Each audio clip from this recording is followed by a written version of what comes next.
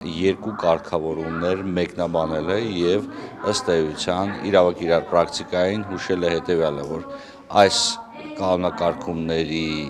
պարագայում դուք պետք է առաջնորդվեք այն մեկնաբանությամբ, որը տվել է Սահմանադրական դատարանը։ Սահմանադրական դատարանը հրապարակել է միայն եզրափակիչ մասը, ամբողջական տեքստը, որ հասանել կլինի հիմնավորումներով, նոր հնարավոր կլինի պատասխանել մնացած հարցերին։ Սահմանադրական դատարանը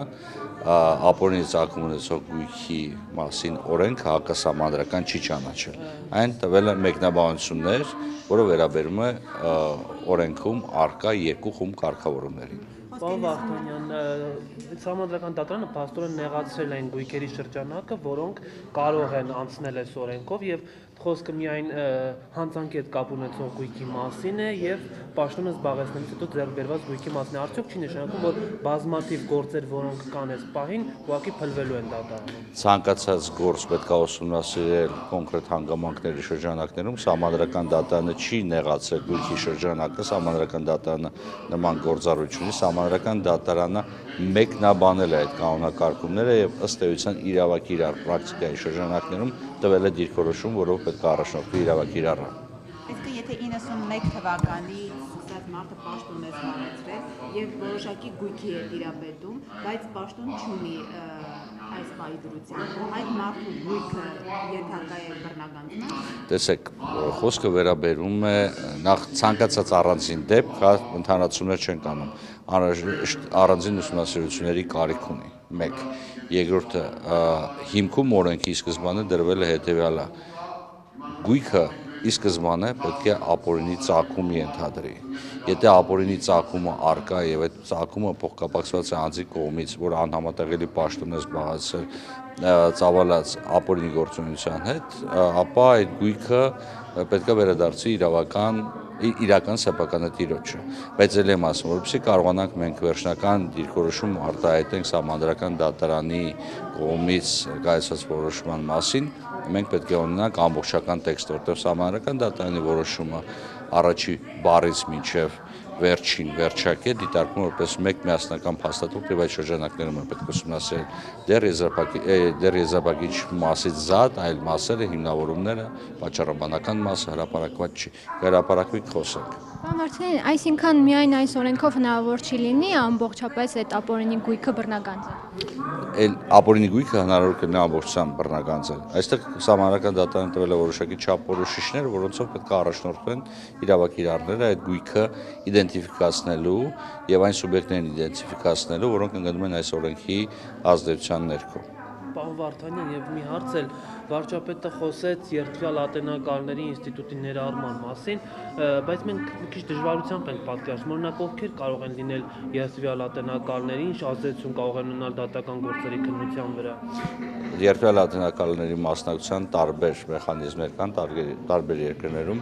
առավել զարգացած համակարգ գոյություն ունի Միացյալ Նահանգներում, անգլոսաքսոնական համակարգում, բայց եվրոպական իրավական համակարգերը, մասնավորապես Ֆրանսիայի, Գերմանիայի համակարգը եւս ենթադրում է նմանատիպ ինստիտուտների առկայությունը։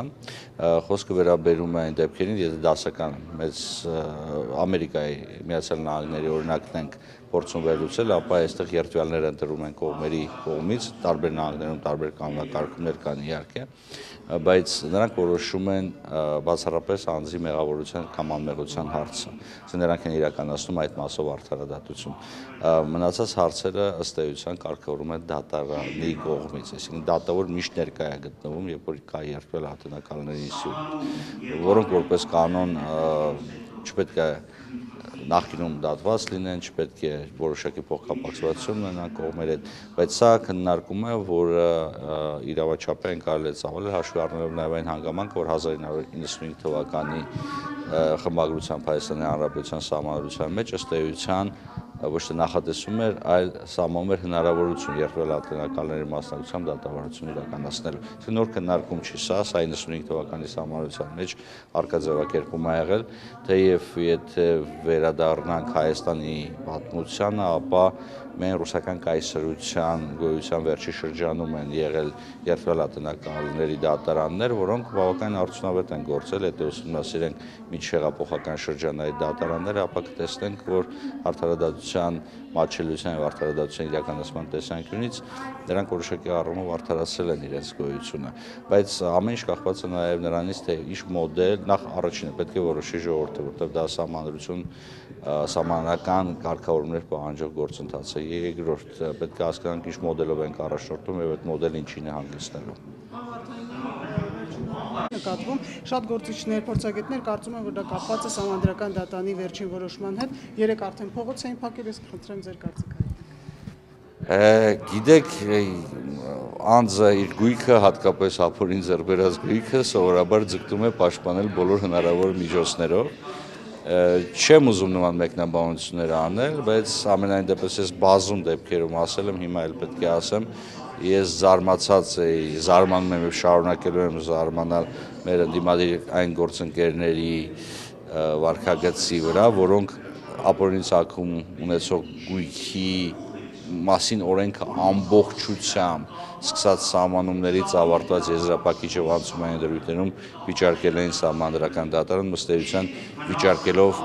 այդ ինստիտուտը որպես այդպիսին։ Պարոն Վարդանյան, որ վիճարկում էին, ասում էին, երբ որ ճանաչվի հակասահմանադրական, պետությունը արդեն իրենց ավելի մեծ չափով փոխհատուցում է